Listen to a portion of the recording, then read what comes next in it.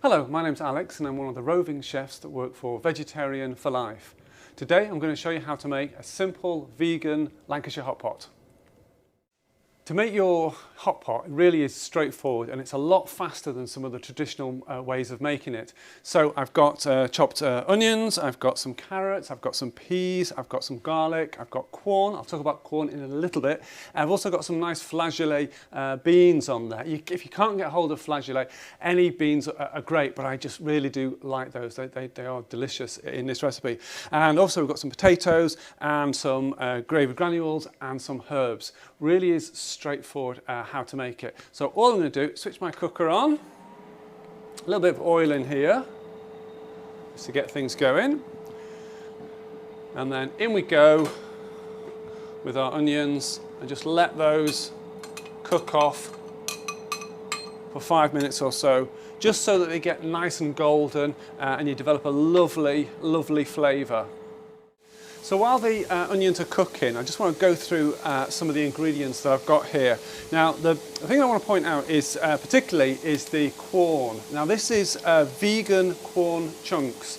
Now, depending on who you're catering for, some vegetarians and vegans aren't keen on these sort of like fake meats. So do ask the people that you cater for, is that something they'd like to try? But it really is easy to buy and it's got lots of protein in it. It's very useful for all sorts of dishes, but with this hot pot, particularly useful. So I've also got some gravy granules, which I'm going to thicken our hot pot with. Now, many gravy granules are in fact vegetarian or vegan, but always check. One of the common brands is the Bisto.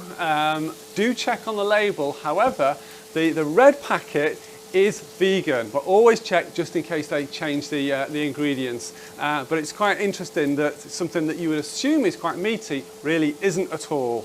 And I've also got some stock. Now, obviously, you're going to use a vegetable stock, but again, just double check that it's not got any derivatives of milk, particularly obviously if you're making this a vegan hot pot, which this one is. So our onions, and again, a nice little bit of colour on there, so we can put all the other ingredients on there. So I've got some carrots, and we go with that. Really lovely and healthy. I've got the garlic, we can put that in now. We don't want to put it in at the start because it'll have a tendency to burn. And we've got our corn pieces. Now, if the person that you're catering for aren't so keen on these sorts of things, and there's lots of other similar products these days, it's still a lovely recipe without using corn. You could put in mushrooms in there, you could put in aubergine pieces, all sorts of different things. But the corn is particularly useful because it's got a texture similar to meat. So for people who are wanting to reduce the amount of meat they have in their diet but still want that texture, then that's good. But it also looks like many of the other dishes that you may be preparing, and it's also high in protein. So it's kind of quite a win-win product. So I've also got some flageolet beans. Now, the reason these are in, I just like them. They're just a lovely bean. They've got a nice colour and a nice flavour, but if you can't get hold of these, then any pulse will do. Any bean will do. And that's obviously adding fibre and lots of vitamins, but also protein too. And we're nearly done with this. It really is a super quick recipe. In we go with some peas. Again, a great source of vitamins, but also some protein in there. So, you know, even though it's a vegan recipe, and some people may sort of, criticise it to say, well, where's the protein? Well, you can see there's tons of it in there. So in we go with our stock and let that bubble away. And then to thicken this and just give it an extra bit of flavour, I have some of the gravy granules. So I can just sprinkle some of those on there and let that bubble away, and some mixed herbs like so. Now I've got some sliced potatoes here, which I'm going to fry and then just put them on the top in the casserole dish. But of course you could put this into your casserole dish and then put the potato on raw and then just cook it in the oven. Or you could parboil the potatoes, slice them and then fry them, whichever way you want to do it. But this is just a speedy way to do it. So if you just have a quick look at this, the smell really is lovely. Vibrant colours in there. It's going to be a winner. And that's it, it's pretty much done. Now, if you were going to fry the potatoes and just put them on the top and serve them, obviously you'll need to let the carrot cook for a little bit longer.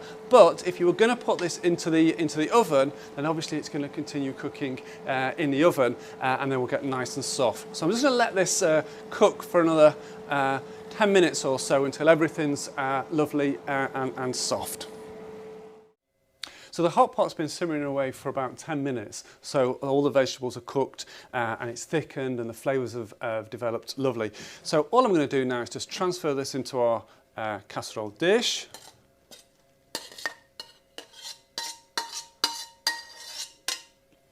And then we can concentrate on the topping for the potatoes. So for the potatoes, you can of course just put raw potatoes on here, cover it with foil, and then pop it into the oven for 3/4 of an hour or so. Take the foil off, and then you'll have a nice crispy topping, and it will have taken up some of the flavours from the casserole underneath, or hot pot, should I say. But this is just an easier way to do it. So simply fry your potatoes and then pop them on the top.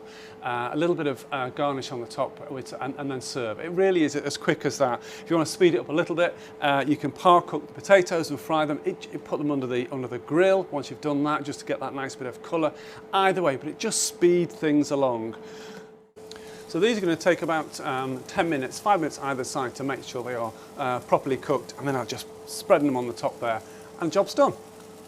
So the potatoes are nicely cooked, so let's just put them on the top here just to finish off.